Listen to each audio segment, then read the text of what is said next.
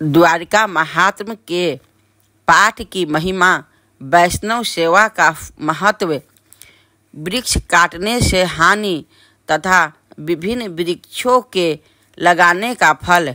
प्रहलाद जी कहते हैं, मनुष्य जब द्वारिका जाने में समर्थ न हो तब घर पर ही द्वारिका महात्म्य का पाठ करे। वैष्णव भक्तों को इस महात्म्य को सुनाए और भक्त पुरुष इसे भक्ति भाव से सुने। विशेषतः द्वादशी तिथि को इस महात्म्य का पाठ अवश्य करना चाहिए। ऐसा करने से वह घर में रहकर भी द्वारिका सेवन का पुण्य पा लेता है। इह लोक और परलोक में उसे मनोवांछित फल की प्राप्ति होती है।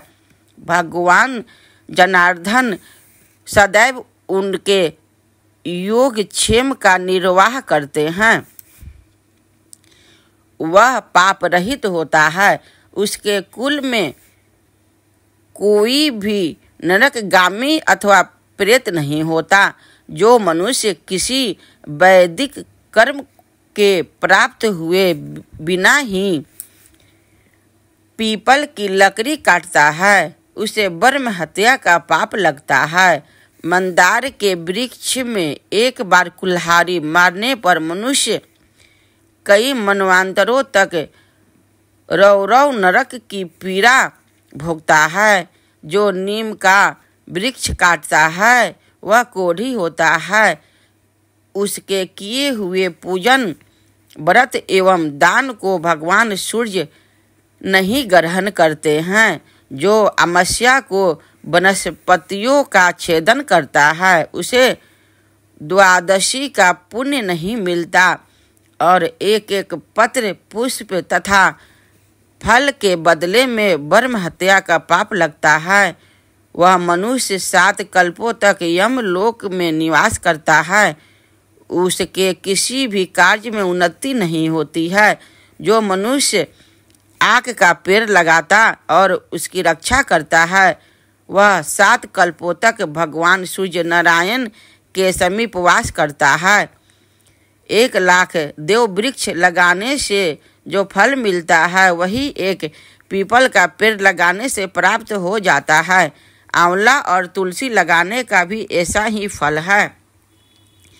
जो भगवान के भक्तों से बैर रखते और एकादशी व्रत नहीं करते हैं उन्हें यमदूत ले जाते हैं।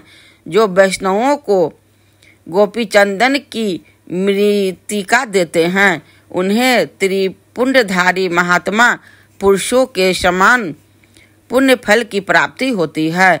जो प्रातः काल उठकर द्वारिके ऐसा पुकारते हैं वह द्वारिका नाम का नित्य कीर्तन करने से द्वारिका वास का फल पाता है। जो श्री नाम से अंकित बिल्व पत्रों द्वारा श्रीपति भगवान विष्णु की पूजा करता है वह 7 द्वीपों का स्वामी होता है। पीपल के दल से गिरे हुए जल से देवता तथा ऋषि मुनि पवित्र होते हैं।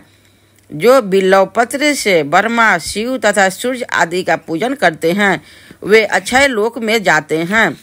कलयुग में श्री कृष्ण भगवान का कीर्तन करने से मानव बीती हुई 7 पीढ़ियों और आने वाली 14 पीढ़ियों के सब मनुष्यों का उद्धार कर देते हैं।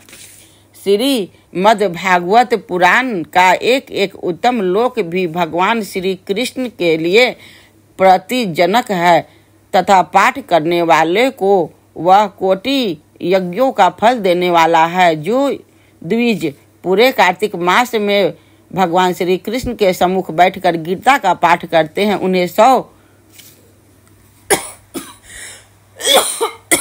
कोटि कल्पों के पाप भी नष्ट हो जाते हैं।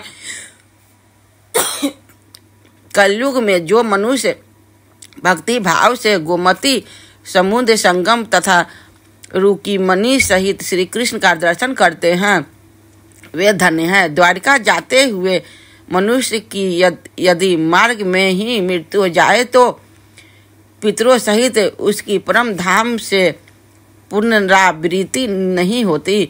जो मनुष्य प्रतिदिन उत्तम भक्ति से श्री कृष्ण भगवान का कीर्तन करता है, वह अनायास ही 100 अश्वमेघ यज्ञों का फल पा लेता है।